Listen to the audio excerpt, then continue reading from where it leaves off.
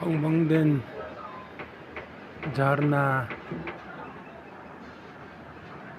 यो ठाउँ र यहाँ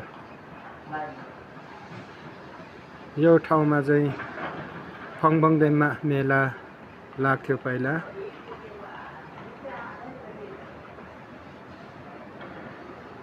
यो ठाउँमा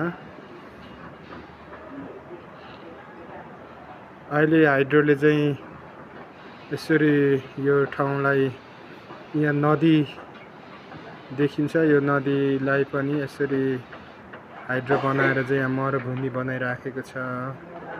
यो नेचुरल ठाउँलाई बिगारेर देशमा बर्बाद गरिरहेको छ। यो ठाउँ यसरी हाइड्रोले नेचुरल ठाउँहरू यस्तो मरुभूमि बनाइराखेको छ।